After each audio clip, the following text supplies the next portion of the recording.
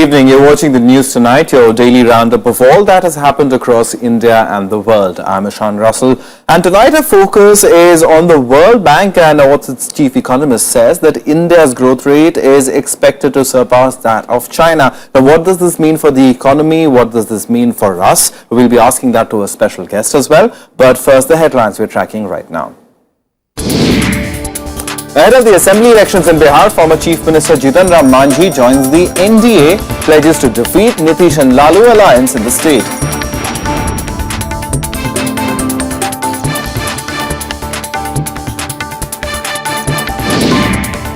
The World Bank scales down outlook for world economy but remains bullish about Indian prospects, estimates that it will outstrip China this fiscal.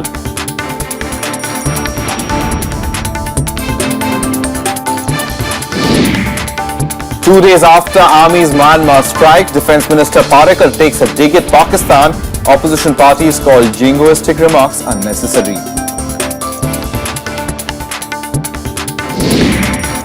And days after admitting that the US lacks a strategy to fight the Islamic State in Iraq, the US President Barack Obama sanctions troops to provide tactical help.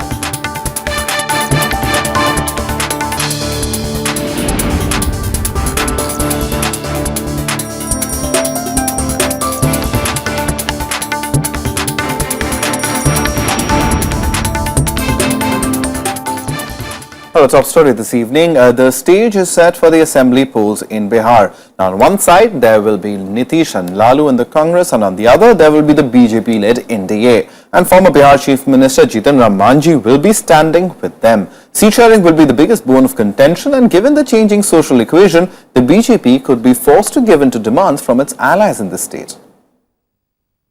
Former Bihar Chief Minister and leader of the Hindustani Awam Morcha, Jitan Ram Manjhi, will fight the Bihar Assembly polls as part of the BJP-led National Democratic Alliance. The announcement came after a meeting between Manjhi and BJP President Amit Shah. 15 तारीख को हम core committee की बैठक पटना में करने जा रहे हैं। उसमें हम लोग विचार कर रहे हैं कि कहां-कहां हमारा सीट बढ़िया बन रहा है। Manjhi's motivation behind allying with the BJP seems to be just one: defeating his one-time mentor Nitish Kumar. हर हालत में हम लोग उस गठबंधन को डिफाई करें, उसके लिए हम लोगों को जहां तक जैसे जो कन्विंसिंग एटीट्यूड से जो भी करना होगा एक दूसरे को मदद करेंगे। However, seat sharing could prove to be the biggest problem in this alliance.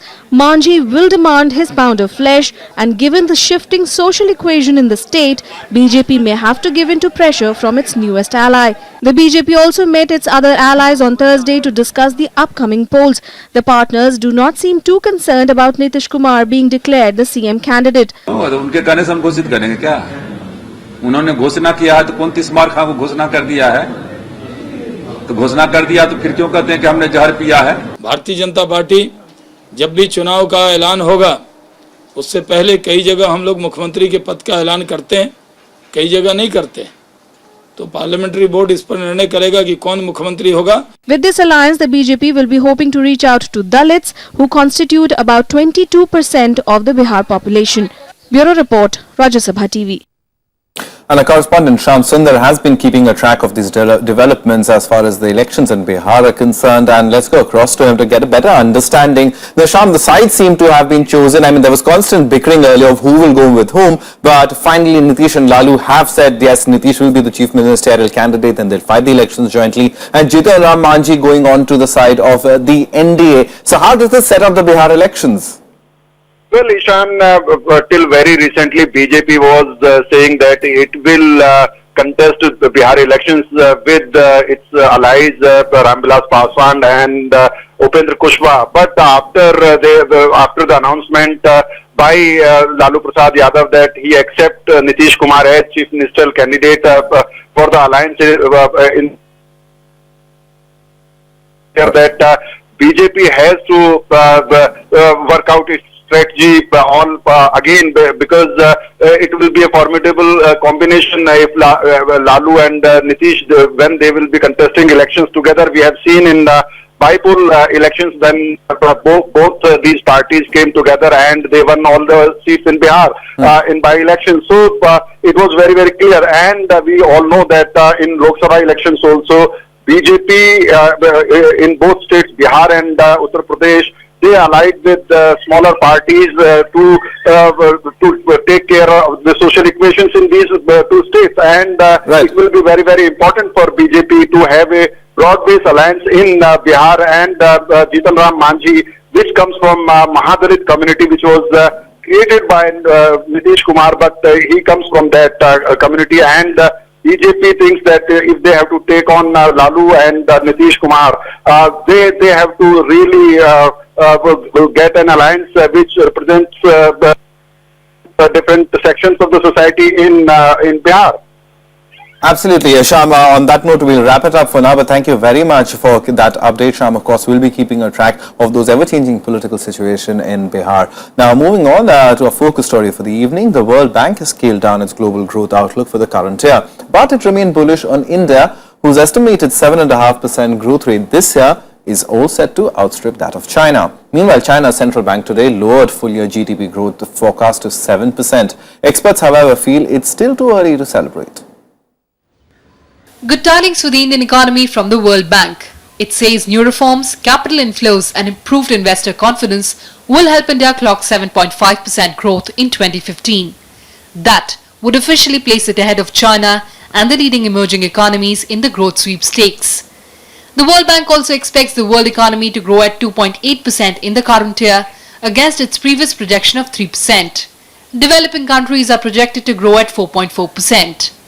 Meanwhile, a slowdown in exports and real estate investment has nudged China to cut its growth rate target to 7% from the previous estimate of 7.1%. But back home in India, there is concern about how a deficient monsoon could play spoil sport.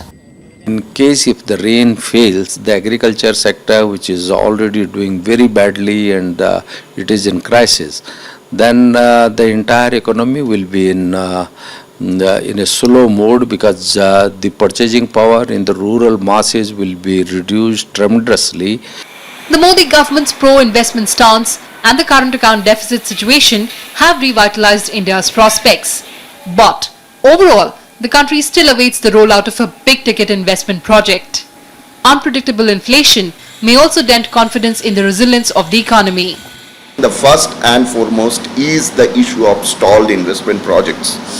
And I think those have to take off, and that will boost sentiments further, because those are lying non-functional for quite some time.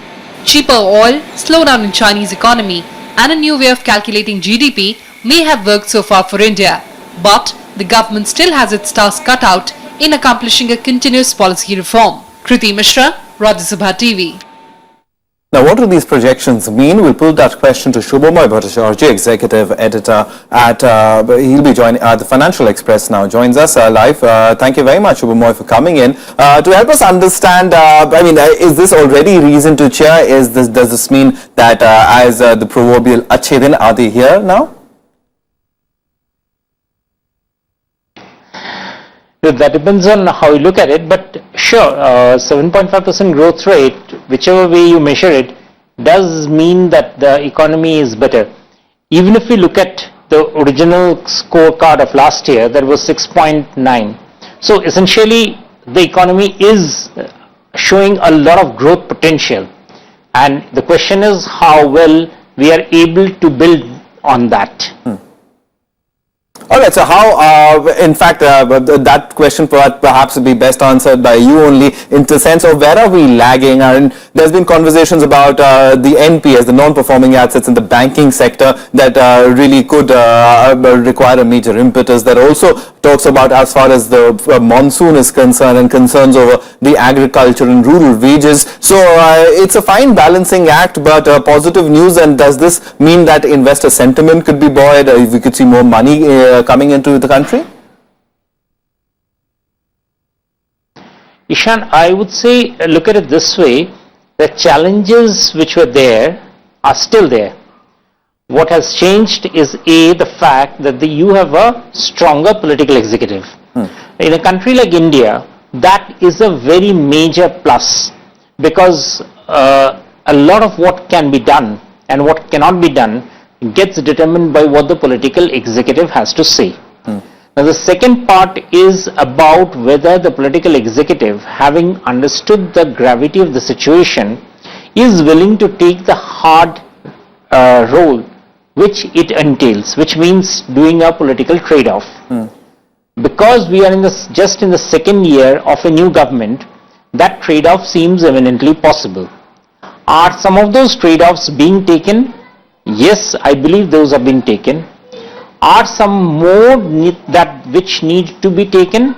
I would think that yes, but in the context of the fact that the government has a limited role or rather limited space in terms of the fiscal space that it can do. There are only a certain number of things that can be taken. For instance, bank recapitalization is not something which this government with the current fiscal space will really be able to do substantially this year. All right, Shubham, my final question, and a very quick response because we have very little time, but as far as this constant comparison between India and China is concerned, do you think, other than perhaps a great media story, is there more to it as far as this competition is concerned? The fact that we're going to outstrip China's growth rate by 0.5% this year, does that mean the world is looking at India differently as well? Definitely, winner takes all is a strong thing.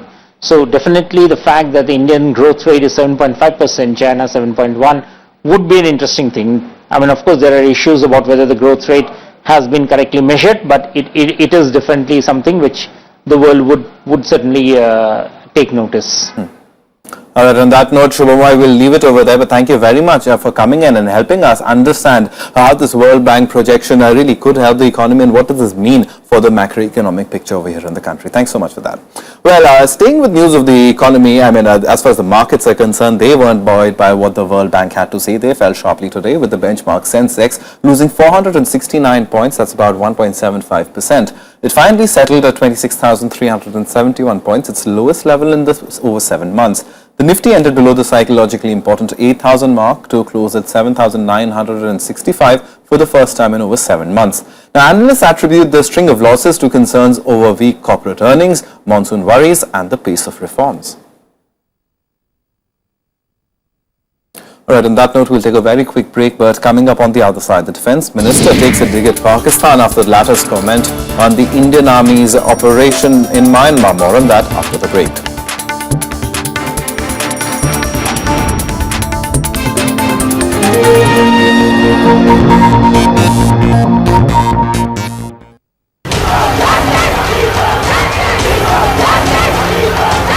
ऐसा कानून होना चाहिए जिससे कि अपराधी अपराध करने से पहले 100 बार सोचे।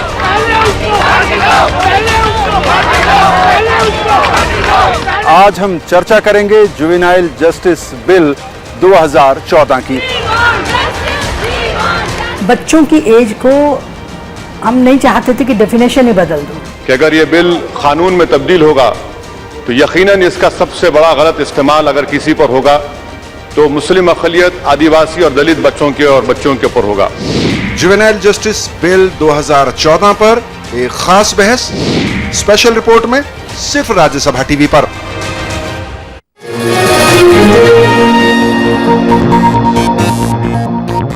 Welcome back here with the news tonight.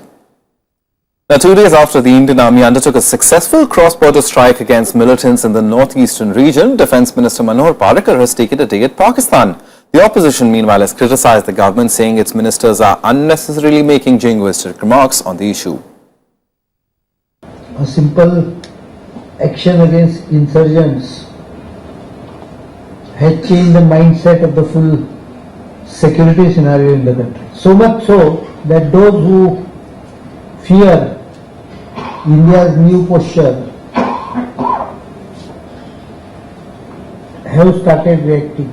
Hailing the successful cross-border strike against militants by the Indian Army as one of changed mindsets, Defence Minister took a dig at Pakistan on Thursday.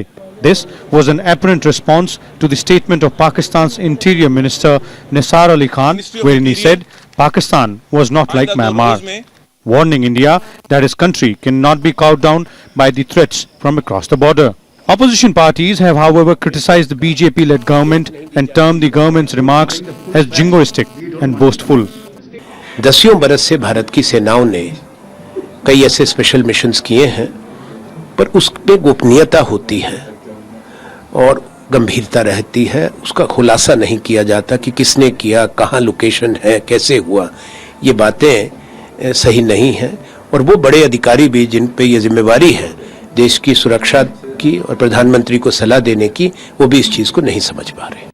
Meanwhile, the Home Minister, Defence Minister, NSA and intelligence officials conducted a review of the Myanmar operation.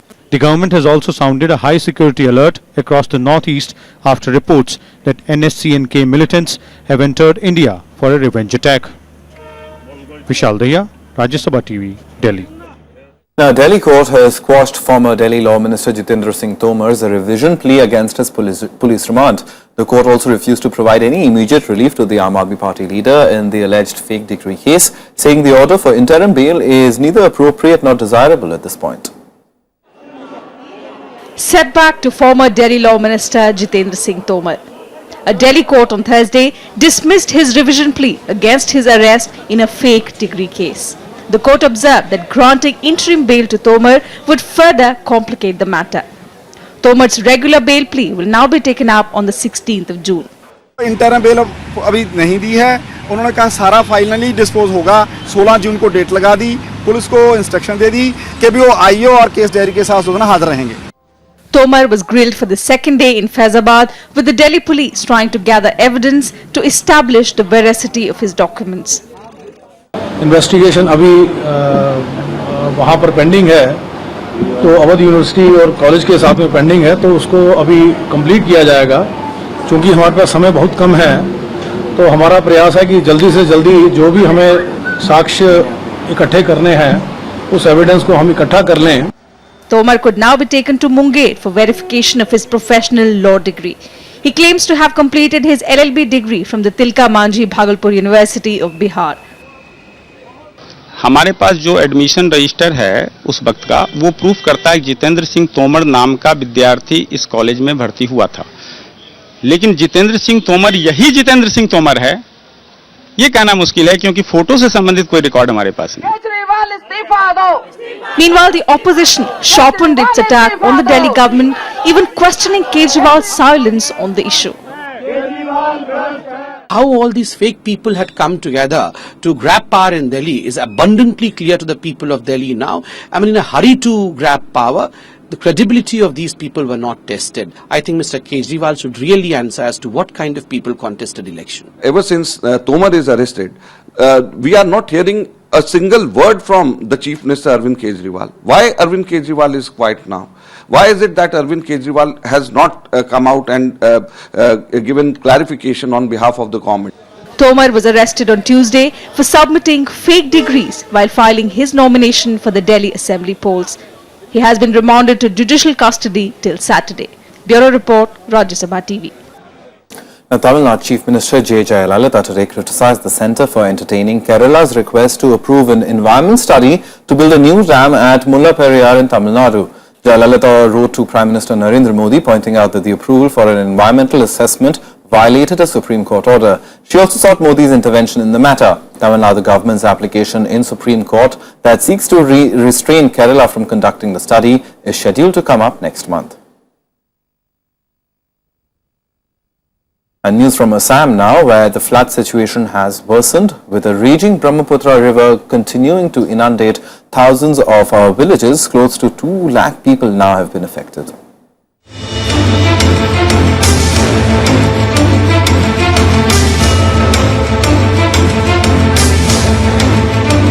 Close to 2 lakh people affected in 550 villages spread across 13 districts. The Brahmaputra is wreaking its wrath on whatever comes its way in Assam. The raging river has inundated villages, displaced thousands and destroyed lakhs worth of crops spread over 8,200 hectares.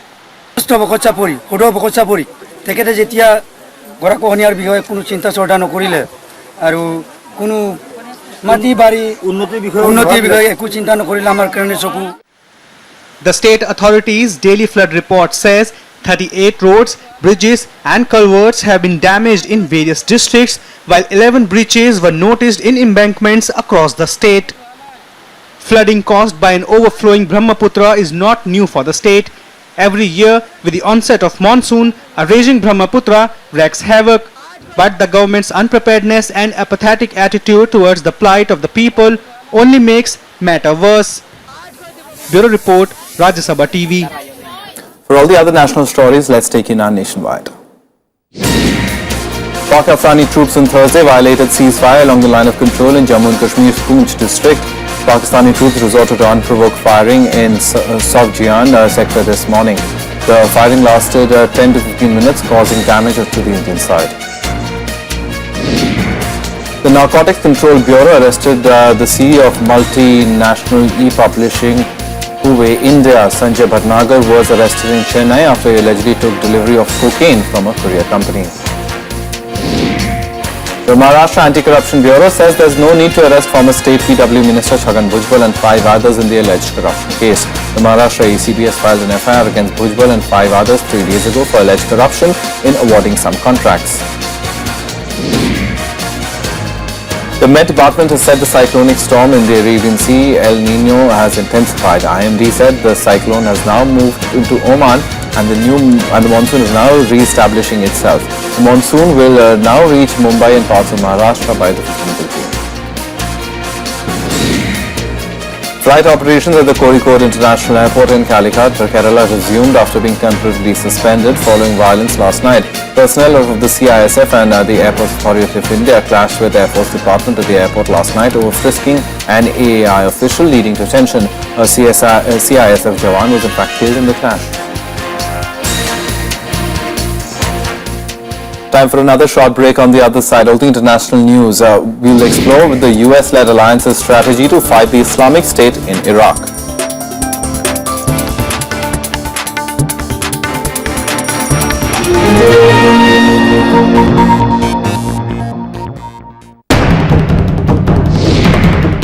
An alleged fake degree sends the Delhi law minister to jail. A cheating racket in Bihar puts the state government to shame. But are just students to blame? What's wrong with India's education system? Watch The Big Picture at 9:30 p.m. on Rajya Sabha television.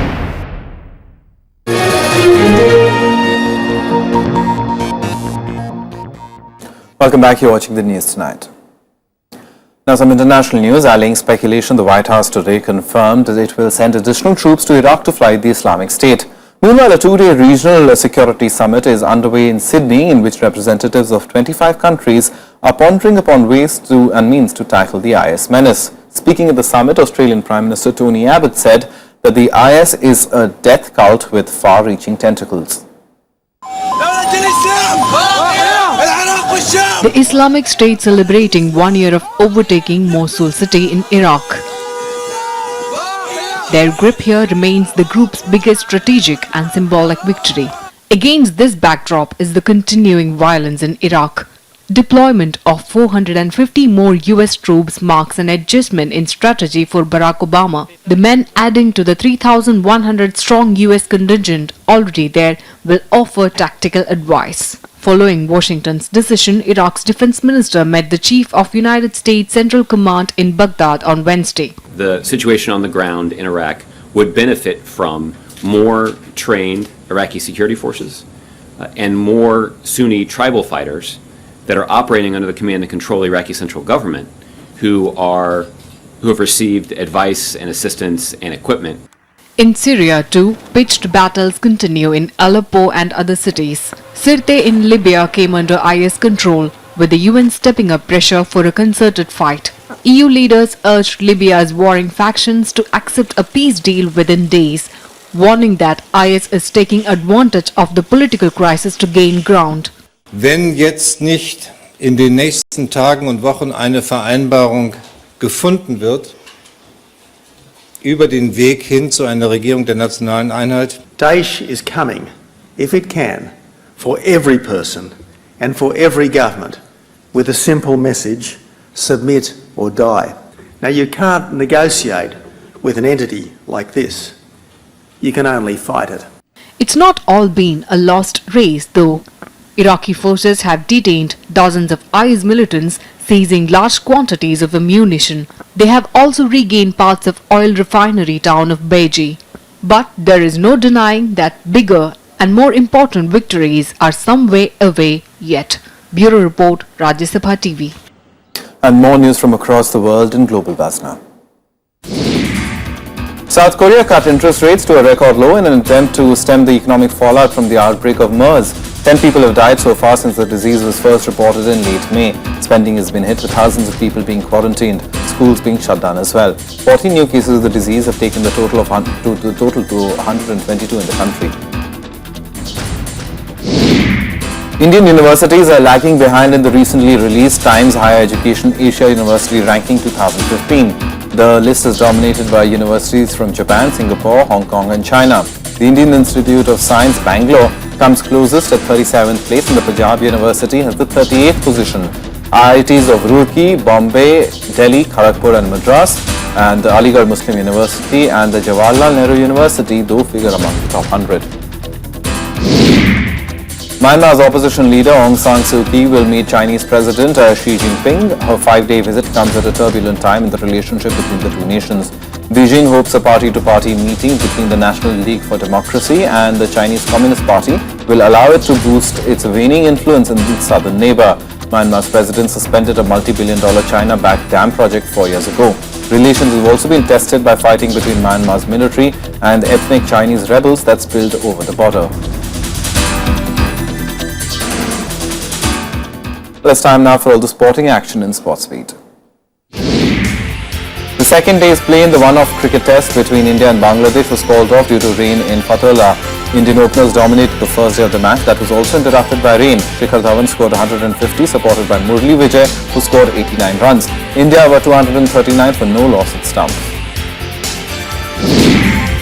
Ace Indian shuttler Saina Nehwal climbed to second spot in the world badminton rankings today. Spain's Carolina Marin topped the list, while China's Li Shurei slipped to third spot. In the men's singles ranking, India's K. Srikanth maintained third place, while Puruvali Kashyap retained the 10th position. The Indian women's hockey team left for Antwerp, Belgium to compete in the World Hockey League semi-final 2015 from the 20th of June to the 5th of July. India placed in Pool B with Australia, New Zealand, Belgium and Poland and will be playing their opening match against Belgium on the 20th of June. Cricketer Mahendra Singh Dhoni has been ranked 23rd on the Forbes list of world's highest paid athletes 2015. He dropped one spot from his previous ranking of 22 last year. Dhoni is the only Indian sportsman on the list that has been topped again by American boxer Floyd Mayweather and includes golfer Tiger Woods, tennis star Roger Federer and Portuguese football star Cristiano Ronaldo.